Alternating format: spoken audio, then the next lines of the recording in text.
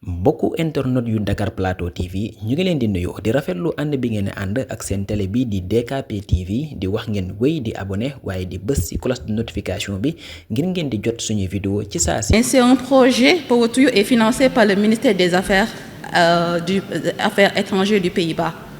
Oui, pour un plafond budgétaire de 3 300 000 $ pour 5 ans d'exécution. Donc, tous nos fonds qu'on est en train de mettre en œuvre sont venus du ministère des Affaires étrangères des Pays-Bas. C'est eux qui financent le projet Power to You en globalité. C'est bon juste là-bas? D'accord. Par rapport à la digitalisation, à la stratégie innovation et l'intelligence artificielle dont vous avez fait allusion, c'est hyper important. Aujourd'hui, on est dans l'ère du numérique, comme on le dit. Et vraiment, c'est des innovations que tout un chacun doit aujourd'hui miser, se positionner pour pouvoir aujourd'hui avoir des résultats escomptés. Et pour le moment, on est sur la digitalisation pour pouvoir aujourd'hui, avec plusieurs stratégies, je l'ai dit tantôt, avec des sessions live, avec des campagnes digitales que nous menons aujourd'hui sur les thématiques du projet, pour pouvoir aujourd'hui toucher, que ce soit dans nos différents canaux de communication que nous avons dans le cadre du projet, pour pouvoir aujourd'hui toucher ces jeunes-là. Parce que c'est ça aujourd'hui l'importance. Tout le monde, on n'est pas dans les 14 régions du Sénégal, on est sur 5, et voire même au niveau communal, des fois au niveau départemental. Et l'idéal aujourd'hui, c'est de pouvoir coiffer l'ensemble des régions du Sénégal, que chaque jeune issu de sa communauté, de son territoire, puisse être informé à travers d'autres canaux de communication, à être sensibilisé. C'est ça aujourd'hui l'idéal qu'on veut vraiment toucher à travers le digital. Par rapport à l'intelligence artificielle, Amref est en train d'y travailler dans ce cadre-là avec sa stratégie pour pouvoir aujourd'hui apporter des solutions pour pouvoir aujourd'hui former ne serait-ce que ces jeunes-là dans ces innovations-là. Parce que sans formation, ce sera difficile aujourd'hui que ces jeunes-là soient compétents. On va y revenir de plus en détail après avec Hassan qui est notre communicant qui a une expérience capitalisée dans ce sens-là. L'autre question, c'est honorable Moussa. Je suis tout à fait en phase avec vous. Dakar est toujours oublié par rapport à l'implication lors des projets qu'on est en train de mener. Même au-delà d'Amref, même les autres partenaires, c'est le même cas.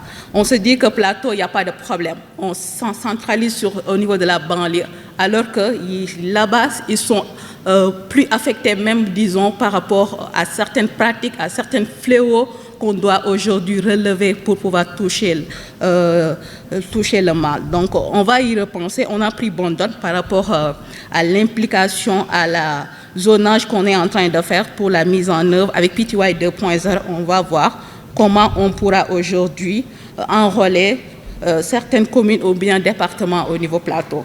Ça, on a pris bonne note. Oui, par rapport à la question de responsabiliser les jeunes. Aujourd'hui, même au-delà de Power to You, on a d'autres programmes au niveau de Amref qui travaillent dans ce sens, surtout l'entrepreneuriat des jeunes. Parce que si on veut vraiment réduire le chômage aujourd'hui au Sénégal, il faut que chaque jeune soit maître de son métier. Et sans formation, les jeunes ne pourraient pas aujourd'hui avoir des activités génératrices de revenus.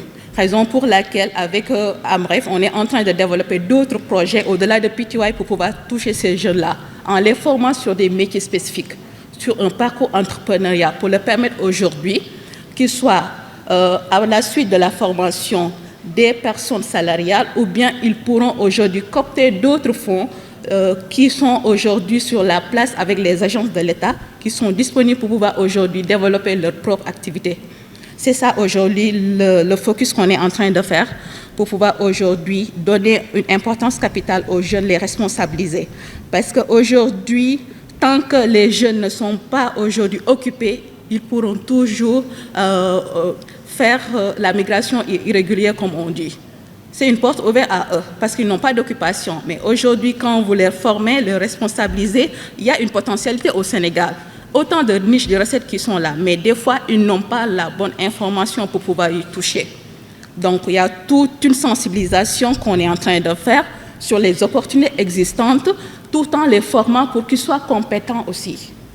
Donc, avec ça, espérons qu'on aura une importance capitale par rapport à la réduction du taux de chômage. Aujourd'hui, il y a énormément de jeunes au Sénégal qui travaillent sur le même objectif qui est l'amélioration de la participation significative des jeunes. Mais aujourd'hui, avec Powotuyu, quand on est venu, et ce qu'on a réussi, c'est de mettre en place ces jeunes-là à s'asseoir. Même s'ils sont sur des partis politiques différents, ils ont pu aujourd'hui s'asseoir et discuter aujourd'hui sur leur intérêt personnel, sur leurs besoins personnels aussi, grâce à la plateforme Silabok. Si vous voyez la composition de la plateforme, il y a énormément de jeunes qui ne sont pas des partis, même partis politiques. Et ça, on l'a réussi pour pouvoir aujourd'hui faire de telle sorte que cette synergie-là pourrait être soudée pour qu'ils puissent aujourd'hui s'asseoir et communiquer. Aujourd'hui, lors des nominations passées, vous l'avez bien dit, à travers la plateforme, on a des membres qui ont été cooptés et sont nommés. Et ça, c'est un atout qu'on va valoriser. Et on n'est pas arrêté jusque là-bas. Les années aussi à venir, et cette année-ci, même lors de ce semestre-là, on est en train de voir comment on pourra élargir les membres pour pouvoir aujourd'hui toucher chaque organisation de jeunes pour qu'ils soient membres. La plateforme, c'est open, c'est ouvert à tout un chacun. L'essentiel en est que tu sois leader là où tu es. Et à travers les formations qu'on va faire à l'intérieur de cette plateforme-là, chaque jeune pourra être leader de soi-même. C'est ça l'objectif. L'autre, c'est le choix des zones d'intervention.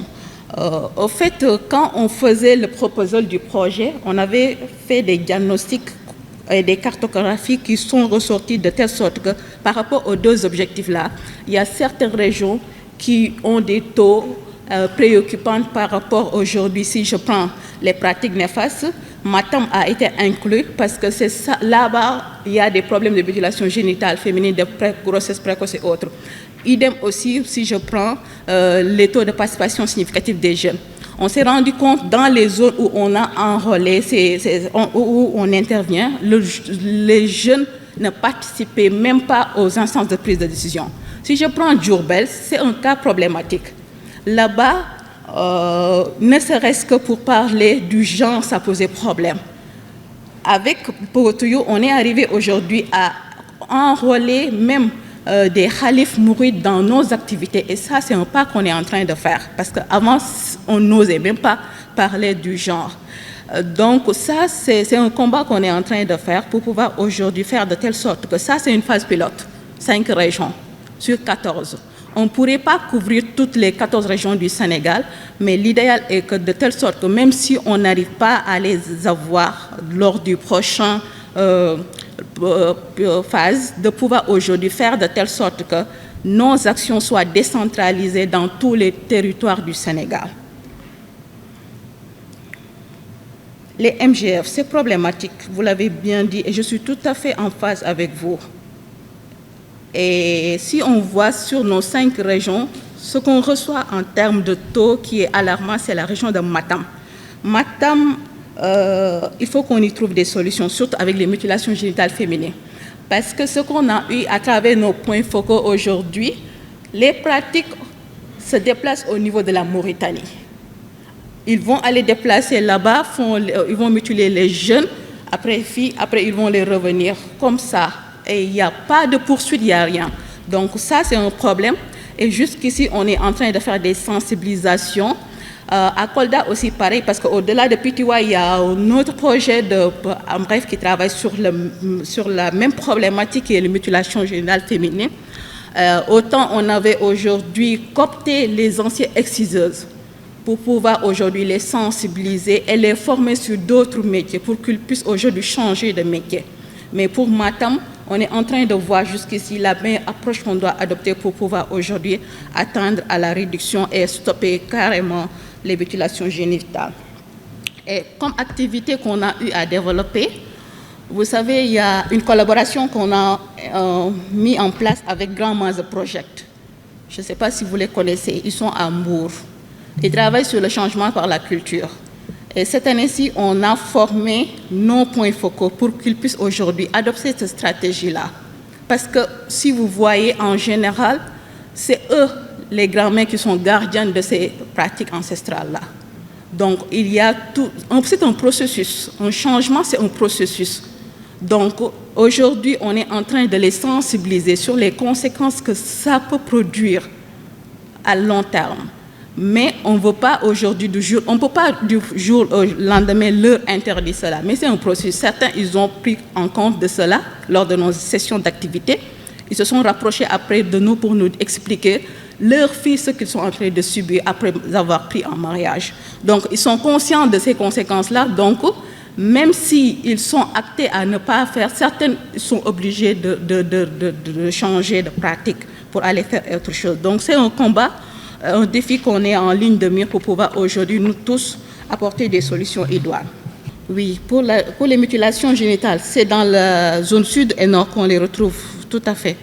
Et dans chaque de ces zones, on a un programme qui est là-bas pour pouvoir aujourd'hui travailler sur la réduction ou bien stopper même cela. Honorable, par rapport à l'implication davantage des jeunes, oui, ça c'est un travail et un combat de PTY, parce que comme on a l'habitude de le dire, les jeunes ne sont pas seulement des spectatrices. Ils ont assez être formés, ils sont compétents, ils ont de l'expérience, l'expertise pour pouvoir aujourd'hui être dans tout le processus, que ce soit dans la conception, la mise en œuvre et le suivi des projets et programmes. Et aujourd'hui, les jeunes associations, ils ont fait appel au ministère avec le plan Sénégal Jeunesse pour pouvoir aujourd'hui donner une importance capitale aux jeunes. Donc aujourd'hui, c'est ça notre combat pour pouvoir aujourd'hui leur former pour qu'ils aujourd'hui demandent des comptes. Au-delà de la participation, ils doivent être redevables auprès des décideurs. Est-ce que réellement, les jeunes, nous, ce qu'on a eu à faire aussi, en termes de stratégie, de voir dans nos zones d'intervention, est-ce qu'il y a des mécanismes qui favorisent la participation des jeunes? Parce qu'avec l'acte 3, normalement, il doit pouvoir mettre en sorte qu'avec la participation citoyenne qui est institutionnalisée, est-ce que les jeunes ont des mécanismes, des dispositifs pour pouvoir aujourd'hui donner leurs avis par rapport à la gestion locale? Et c'est sur cette base-là qu'on pourra avoir des apprentissages pour pouvoir se développer.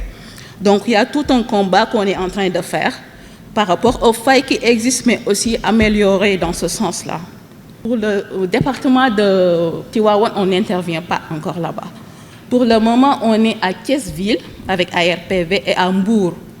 Mais pour le département de Tivaouane, on n'est pas encore là-bas.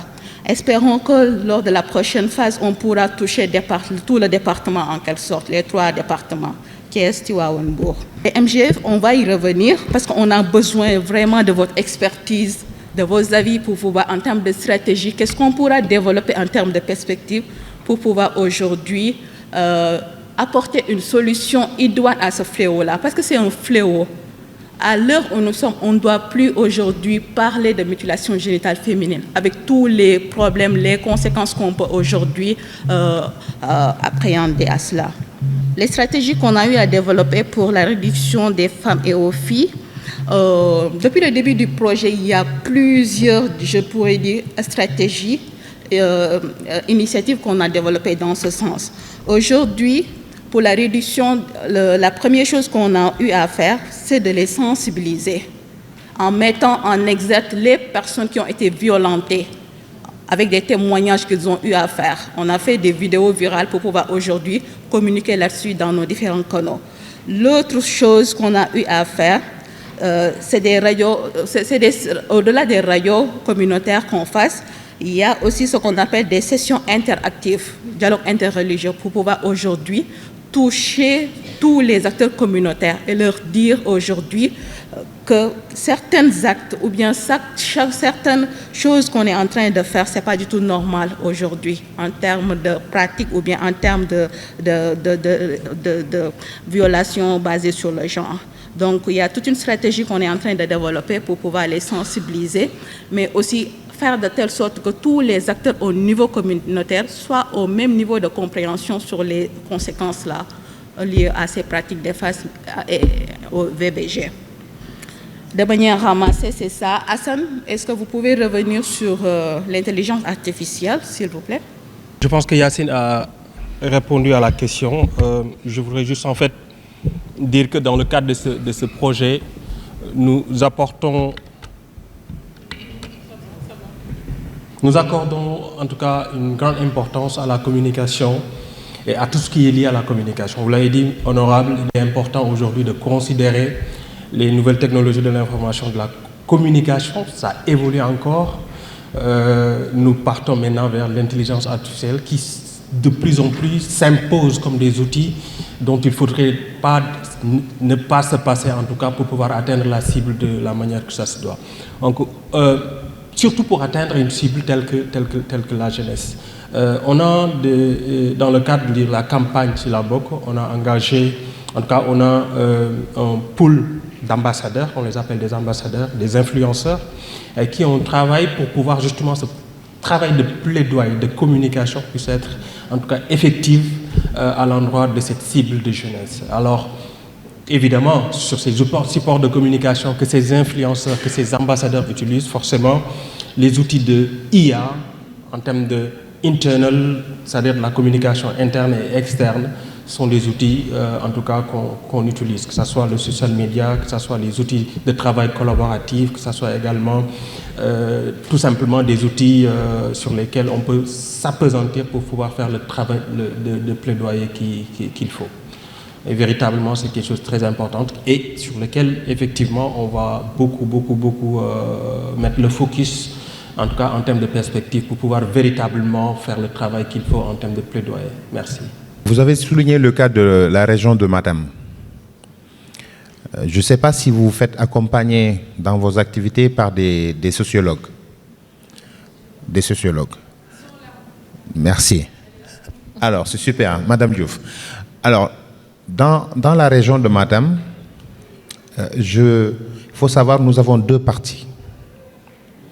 Nous avons le Ferlo, qui est une zone géographique très étendue, pas du tout modernisée, difficile d'accès et qui est essentiellement habitée par ce qu'on appelle chez nous des poulots. Parce qu'il faut savoir que dans la région de Matam, nous avons les poulots, les Peuls en fait, les Toucouleurs et les Soninké. Le Ferlo est presque oublié et ces pratiques existent là-bas. Là où vous avez accès, et vous l'avez souligné, c'est le Dandemayo. Le Dandemayo, c'est le long du fleuve, donc la frontière avec la Mauritanie. La spécificité de cette région, et c'est pour ça que vous avez des problèmes, c'est parce que ce sont les mêmes familles qui habitent de part et d'autre du fleuve. Moi, ma commune, Waoundé, vous avez le fleuve Sénégal, et de l'autre côté, vous avez une grande ville mauritanienne qui s'appelle Toulel, mais ce sont mes cousins. C'est-à-dire que nous sommes de la même famille. Il n'y a que la nationalité qui nous diffère, mais ce sont les mêmes familles. On se marie entre nous, on fait les fêtes entre nous. Donc, on ne peut pas supprimer une pratique au Sénégal, alors que ma tante qui est de l'autre côté continue à le faire. C'est impossible. C'est-à-dire que pour réussir, la recommandation que je vous donne, c'est quand vous allez voir ces populations-là, demandez-les, même si ce sont des Mauritaniens, à inviter leurs cousins, leurs cousines qui sont de l'autre côté. Sinon ça ne passera pas. Parce que le Sénégal n'a pas assez de moyens pour contrôler ce qui se fait de l'autre côté. Il faut le dire. On a une police des frontières, mais il n'y a qu'un seul agent, par exemple, dans une commune de plus de 15 000 habitants. Donc la recommandation, c'est d'associer, essayer à travers le maire, le chef de village, l'imam, d'associer les populations de l'autre côté du fleuve. Je vous remercie. Pour les recommandations, pour la représentation de la jeunesse au niveau des instances de prise de décision, il faut qu'on légifère. Hein. S'il n'y a pas une loi, c'est au gré des politiques. Est-ce qu'il ne faudrait pas porter une proposition de loi? On va institutionnaliser pour dire que maintenant, il faut 10%, 15%, 20% de représentativité de la jeunesse dans les instances de décision. Ça, c'est la première recommandation. Alors, pour ce qui est lié aux violences faites aux femmes de façon générale, mais là aussi, c'est vrai, on sensibilise depuis. Hein. La sensibilisation a toujours existé. Mais le fléau n'a pas disparu. Moi, il faut le bâton et la carotte. Hein. il faut qu'on arrive aussi à sanctionner ces pratiques. C'est vrai, ce qui rend difficile cela, vous pouvez passer de l'autre côté de la frontière et puis revenir tranquillement. Il faut qu'on aille aussi que les États puissent aller vers, en tout cas, des lois communautaires qui permettent de les sanctionner, que vous le faites au Sénégal, en Mauritanie, voilà. Si nous n'avons pas une loi communautaire, ça va être difficile. Mais également, ceux qui pratiquent ces activités-là, pour eux, c'est leur source de revenus. Il faut essayer de développer des activités génératrices de revenus qui permettent d'abandonner cette pratique qu'ils considèrent comme étant leur source de revenus. Les mariages précoces. Là aussi, il faut. C'est plus difficile de légiférer sur les mariages précoces. Mais en tout cas, la dénonciation, la sensibilisation. Dans un quartier, une fille de 15 ans, mariée, mais tout le monde, personne ne dit rien. Les grossesses précoces, enseignants, c'est vrai, quand vous allez dans le Kolda, dans le Matam, généralement les enseignants sont incriminés. Mais là, le ministère de l'Éducation nationale a pris maintenant, les sanctions sont là. Enseignants, Boufi, Birel, Khalebou, Umbel, Khalebou. Les sanctions tombent. Les gens nous disent attention par rapport à ça. Moi, je crois que c'est des axes de réflexion, peut-être sur lesquels qu'on pourrait développer pour essayer de régler ce fléau-là. Merci beaucoup. Mon souci premier et principal, c'est le suivi fonctionnel et périodique. Nous sommes bien en élaboration. Nous sommes forts pour démarrer, mais souvent nous ne suivons pas ce que nous faisons. J'insiste pour qu'il y ait vraiment un organe de suivi fonctionnel. Je ne dis pas sur les papiers, après on se verra que pour 2 mois, 3 mois. Si ce que nous sommes en train de faire, qui a été très bien élaboré, mérite des résultats de manière efficiente, il nous faut un organe de suivi fonctionnel. Pour terminer, autre élément, je l'avais dit, ça c'est une déformation. Le Sénégalais, il ne lit pas, il regarde. Le Sénégalais, il sent.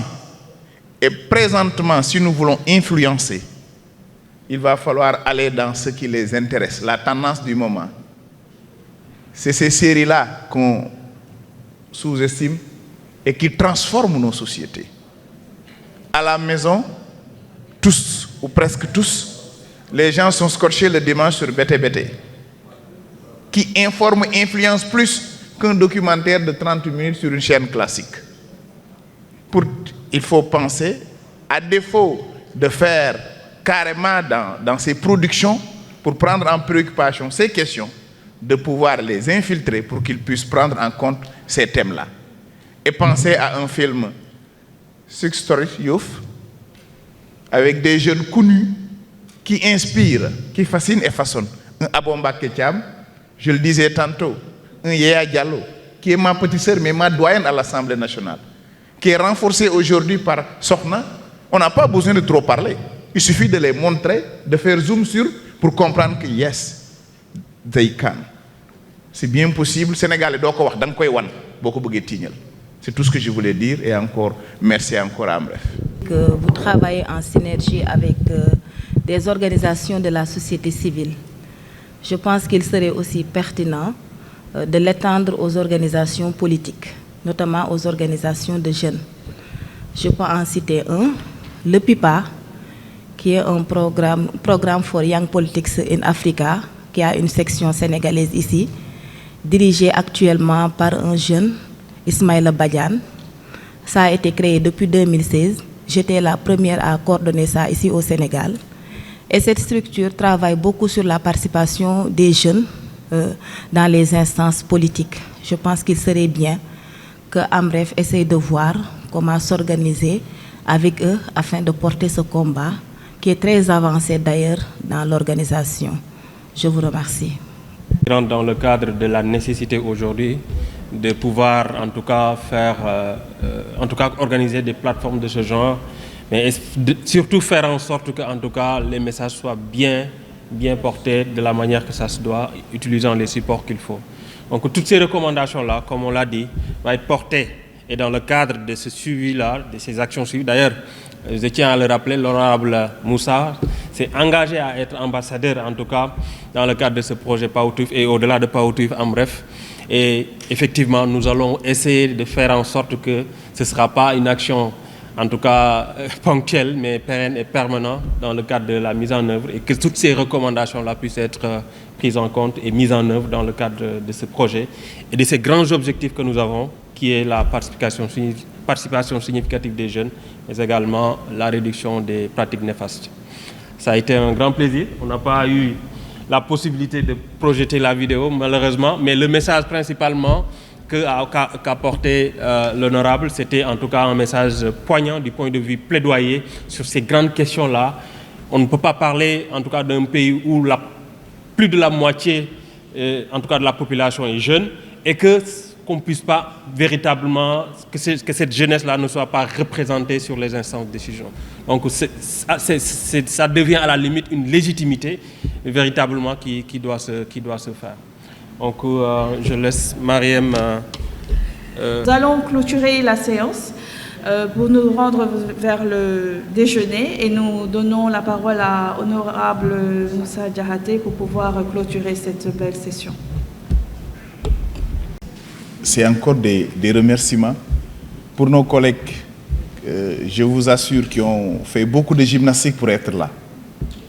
Beaucoup d'entre eux devraient être engagés ailleurs, comme le sont certains qui ne pouvaient pas être avec nous. Mais l'objectif était de reprendre le fil du dialogue et de servir de canaux de transmission pour porter ce combat combien noble, qui transcende même nos mandats de parlementaires, qui est nos combats de tous les jours. Chers collègues, encore une fois, à travers le président de la commission Jeunesse et Éducation, M. Omar, cher ami, nous vous disons merci pour la présence. Mais on ne remercierait jamais assez AMREF pour le style et la méthode, qui est très soft, très open. Je vous l'ai dit et je le réitère, c'est l'une des raisons pour lesquelles j'ai une préférence toute particulière pour cette ONG. Parce que je sens qu'il y a d'impact. J'en parlais tout à l'heure avec Madame la directrice pour lui dire que notre rencontre de Saly avait permis à une des parlementaires d'avouer les conséquences des séquelles qu'elle avait subies en mutilation génitale. Il lui a fallu donc autant d'années. C'est le style, par la stratégie des Solange et autres sociologues, elle s'est libérée et depuis lors, je la suis. On échange parce que nous sentions qu'elle manquait encore d'assurance en elle-même. Que les collègues me pardonnent que je ne cite pas son nom, mais on a senti qu'elle était souvent isolée, souvent très taciturne, mais depuis lors, elle reprend de la confiance. Alors c'est pour dire que AMREF a été très utile dans ce qu'elle fait et que, sachez que nous serons à vos côtés ensemble pour continuer ce combat ô combien noble. En tout cas, comme nous l'avons dit, ci lañ bokk, dinañ ci dox, dinañ ci wax pour l'intérêt des populations jeunes et femmes. Merci AMREF, merci à vos partenaires et à très bientôt certainement pour d'autres rencontres. Merci. Power to you, ci la bokk. mbokku internet yu Dakar Plateau TV ñu ngi leen di nuyu di rafetlu ànd bi ngeen ànd ak seen télé bi di DKP TV di wax ngeen wéy di abonné waaye di bës ci cloche de notification bi ngir ngeen di jot suñu vidéo ci saa si